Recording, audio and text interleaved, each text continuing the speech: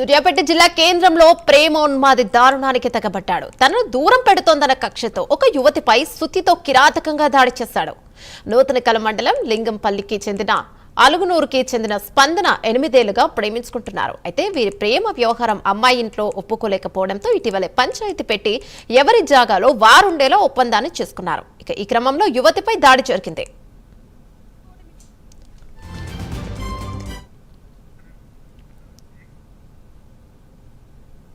దాడి సమయంలో యువతి తన సోదరి ఇంట్లో ఒంటరిగా ఉంది. పెళ్లికి ఆమె నిరాకరించడంతో కోపం పెంచుకున్న ఉన్మాది జనం చూస్తుండగానే సుత్తితో ఆమె తలపై విచక్షణారహితంగా దాడి చేశాడు. రక్తపు మడుగులో పడిపోయిన యువతిని చూసి స్థానికులు ఒక్కసారిగా దిగ్భ్రాంతికి గురయ్యారు.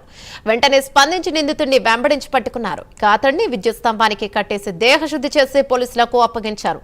తీవ్రంగా గాయపడిన బాధితురాలిని సూర్యాపేట ఆసుపత్రికి తరలించగా పరిస్థితి విషమంగా ఉండటంతో వైద్యులు మెరుగైన చికిత్స కోసం హైదరాబాద్ కు తరలించారు. చింబెంల ఎస్ఐ మహేష్ సూర్యాపేట ప్రభుత్వ ఆసుపత్రికి చేరుకుని వివరాలను అడిగి తెలుసుకుని కేసు నమోదు చేసి విచారణను చేపట్టారు.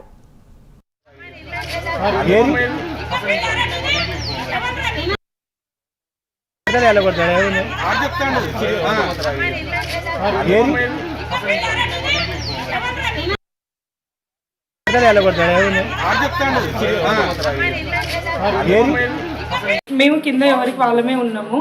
ఒకేసారి సౌండ్ వచ్చేసరికి ఏందా అని అలికిడి అయ్యేసరికి ఫస్ట్ నార్మల్గా ఉన్నాక పక్కన అమ్మాయి వాళ్ళు ఉన్నాయి. అయితే మళ్ళీ రెండోసారి అని మొత్తుకునేసరికి సరే ఏంటి అని అనుకుని బయటకు వచ్చినాము. మా కాలనీలో అంకుల్ ఉన్నారు, రవి అంకుల్ అని. నేను ఎమ్మటే అంకుల్ ఏందో సౌండ్ వస్తుందని అంటే పైకి వెళ్ళి చూడు మీ పై నుంచి వచ్చిందని అన్నారు.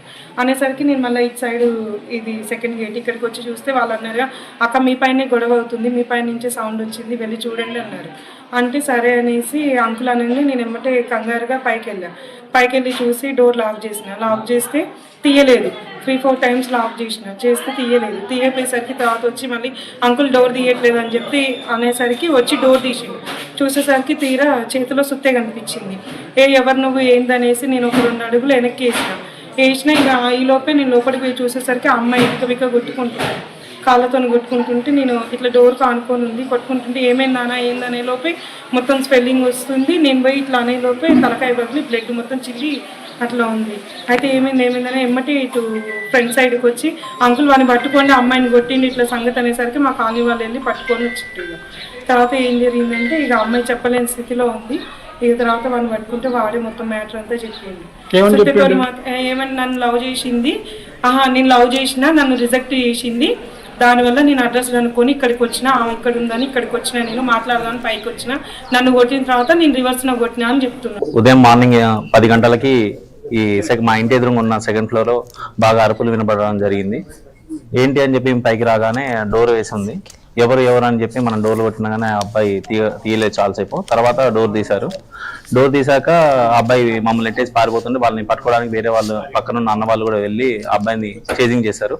ఇంతలో అమ్మాయి ఏంటి అని చూసరికి పక్కన ఒక సుత్త తీసుకొని ఆ అమ్మాయి తల మీద కొట్టడం జరిగింది.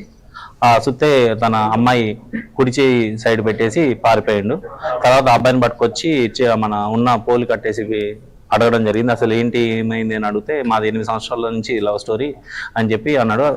ఇంతలో ఆ అమ్మాయిని తీసుకొని గవర్నమెంట్ హెయిర్ హాస్పిటల్కి తీసుకోవడం జరిగింది. ఆ అమ్మాయికి కొంచెం ఎమర్జెన్సీ క్రిటికల్ ఉందని చెప్పేసి హైదరాబాద్ హాస్పిటల్కి పంపించడం జరిగింది.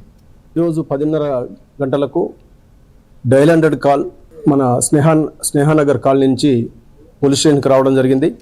ఇమ్మీడియట్గా మన సిబ్బంది ఇక్కడికి వచ్చి చూస్తే ఈ ఇంటిలో 2nd ఫ్లోర్లో ఒక యువతి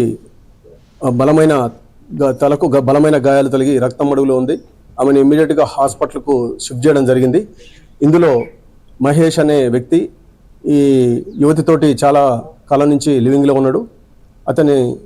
అతన్ని ఈ అమ్మాయి అవాయిడ్ చేస్తుందనే ఉద్దేశంతో అది మనసులో పెట్టుకొని ముందే పథకం ప్రకారం ఒక సుత్తి తీసుకొని వచ్చి ఆమె తలపై బలంగా కొట్టడం వల్ల తీవ్రమైన గాయాలని ప్రస్తుతం ఆమె హైదరాబాద్కు తరలించడం జరిగింది. ప్రస్తుతం ఆమె నిలకడగా ఉన్నదని చెప్పేసి తెలుస్తుంది. పట్టుకుంటే బయటకు